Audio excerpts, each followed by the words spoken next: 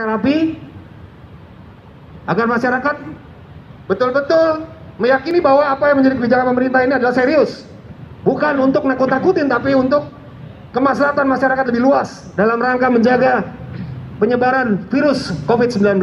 Rekan-rekan sekalian, bisa dipahami? Bisa dipahami? Baik, saya minta laksanakan tugas ini dengan penuh ikhlas dan tanggung jawab. Yakinkan bahwa apa yang kita lakukan adalah ibadah. Amin. Serius, tidak ada yang main-main di lapangan. Yakinkan betul bahwa kita sendiri sudah SOP. Pakai masker, kalau perlu pakai sarung tangan. Masih banyak stok sarung tangan, ambil. Kita pakai semua sarung tangan.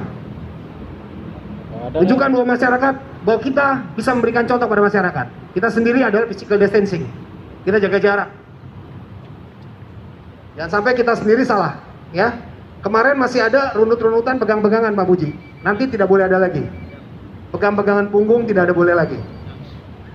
Dia tidak akan lari kemana-mana. Dia bukan penjahat. Dia hanya kita tertibkan agar dia tahu bahwa dia salah melanggar di jalan. Dan kita memberikan pembelajaran secara serius dan tegas, tapi tidak kasar. Ya. Kita bisa mengambil contoh-contoh setiap tugas dilakukan di beberapa negara.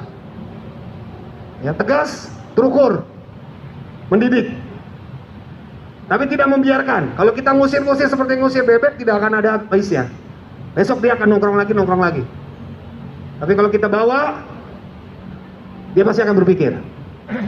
Di Gajah Mada, Kota Tua, Kalideres, Cengkareng, Moy, Jakarta Utara, itu masih banyak rekan-rekan. Saya minta gerakannya cepat.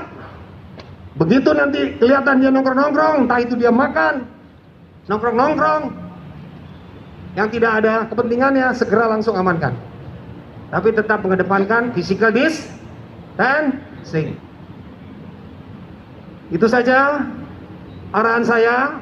Saya selaku Direktur Reserse Kriminal Umum Polda Metro Jaya sangat mengharapkan, karena apa yang saya sampaikan ini adalah harapan dari pimpinan kita, pimpinan tertinggi Polri, dan juga pimpinan dari Polda Metro Jaya, dan juga Bapak Pangdam tentunya.